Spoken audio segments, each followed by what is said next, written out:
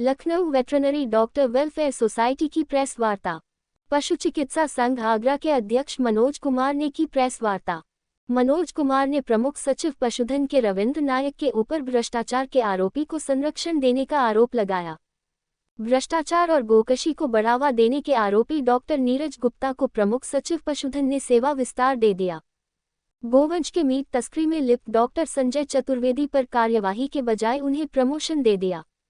Seat की जांच में दोषी पाए गए डॉक्टर संजय चतुर्वेदी को क्लीन चिट दे दी गई।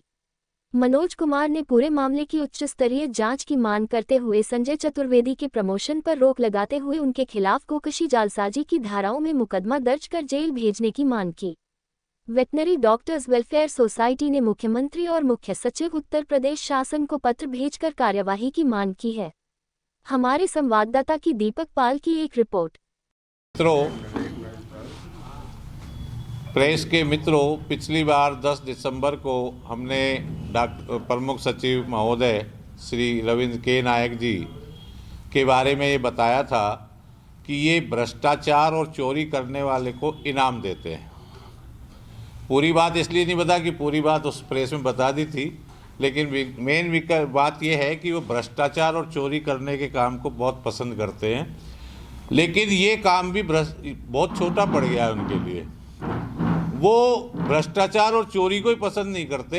वो अगर कोई गाय के मीट को अगर कोई तस्करी कर रहा है तो उसको भी इनाम देते हैं, यानी कि वो मीट की तस्करी को भी बढ़ावा देने का काम करते हैं। इसके लिए एविडेंस ये है कि 2018 में उत्तर प्रदेश के राज्य से गाय के मीट ले जाने के ट्रक, जिन्हें कंटेनर कहते हैं, जो विदेश में जाने थे, वो दूसरे राज्यों में पकड़े गए। हमारे यशस्वी मुख्यमंत्री जी माननीय योगी जी, चूँकि वो गोकशी नहीं कराना चाहते और इस पर लगाम लगाना चाहते हैं, तो उन्होंने डीआईजी यूपी पुलिस के नेतृत्व में एक एसआईटी टीम का गठित किया गया। डीआईजी साहब ने उस पर जांच की। जांच रिपोर्ट में एक पशुपालन विभाग के एक अधिकारी को उन्होंने कहा कि ये अधिकारी जो है इसको जो है तस्करी करा रहा था, और उस गाय के मीट को वो क्या करते थे कि वो लैब रिपोर्ट जो आई वो गाय के मीट की आई, लेकिन वो उसको भैंस का मीट बता के तस्करी कराते थे। और उसके डॉक्यूमेंट्री एविडेंस डीआईजी साहब ने प्रमुख सचिव महोदय को, यानी कि शासन को सौंप दिए। शासन ने, चूँकि माननीय योगी जी मुख्यमंत्री जी ने जांच टीम गठित करी थी, लेकिन पता नहीं किस मंशा से उन्होंने कहा कि योगी जी, माननीय योगी जी आप अलग, आपकी टीम की जांच रिपोर्ट को मैं नहीं मानता, मैं उनसे छोटे अधिकारी जो पशुपालन विभाग के, उनसे दोबारा जांच कराता हूं। आमतौर से ये होता है कि यदि किसी जांच रिपोर्ट से कोई अधिकारी संतुष्ट नहीं होते हैं तो जो जांच अधिकारी लोग होते हैं उनसे बड़े स्तर के जांच अधिकारी को जांच दी जाती है। इन्होंने बड़े स्तर से नहीं, बहुत छोटे स्तर के पशुपालन विभाग के अधिकारी को जांच दे दी। तो पहली तो चीज़ ये है कि अगर जांच दोबारा ही करानी थी तो डीआईजी साहब के बजाय आईजी साहब से कराते या सीबीआई से कराते, लेकिन इन्होंने छोटे अधिकारी से दोबारा जांच कराई। दोबारा जांच करके जो छोटे अधिकारी हैं उन्होंने ये चीज़ को अलग करते हुए कि गाय का मीट है, गाय के मीट की रिपोर्ट आ गई है, उन्होंने कह दिया नहीं साहब, इन्होंने सर्टिफिकेट भैंस का बनाया तो सही था। यानी कि जो फोरेंसिक लैब कह रही है वो तो कह रही है ये गाय का मीट है, और जो जांच अधिकारी कह रहा है नहीं, उन्होंने भैंस का मीट का सर्टिफिकेट बनाया वो सही था।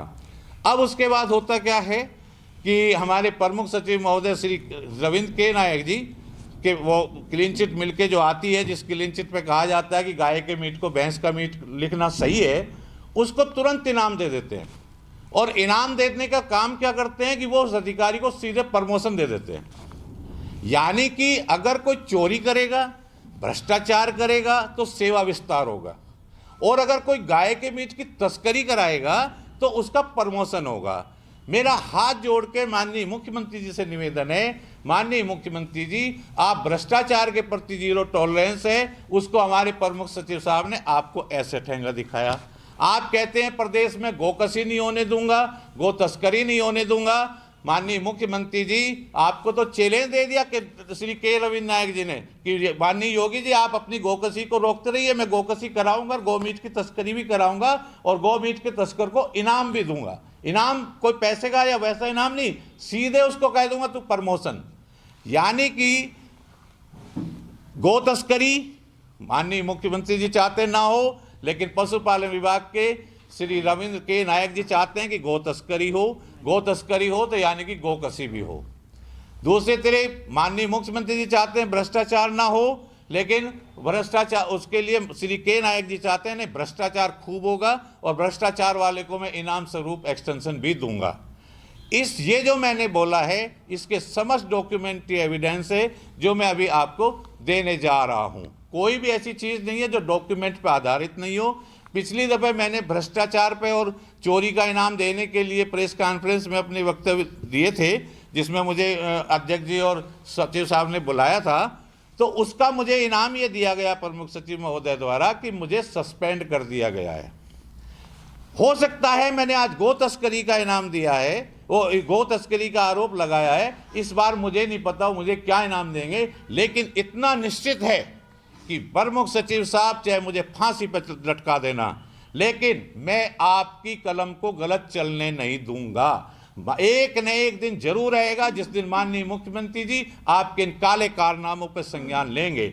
वो मुझे ऐसा लगता है कि माननीय मुख्यमंत्री जी के ऑफिस के जो अधिकारी हैं वो इस प्रकरण को छिपाए रखते हैं, क्योंकि मैंने भी बहुत सारे लेटर लिखे हैं, वेटनरी सोसाइटी ने भी बहुत सारे लेटर पर माननीय मुख्यमंत्री जी को भेजे, लेकिन किसी पे कोई एक्शन नहीं हुआ है। मेरा पूर्ण विश्वास है कि अगर माननीय मुख्यमंत्री जी को भनक भी लग गई होती तो अब तक एक्शन लिया होता। मेरा निवेदन यह है कि माननीय मुख्यमंत्री जी के ऑफिस के जो अधिकारी कर्मचारी हैं जो प्रमुख सचिव के लिए भेजे गए कागज हैं उनको छिपा रहे हैं। प्रमुख सचिव साहब एक और काम करते हैं, हमें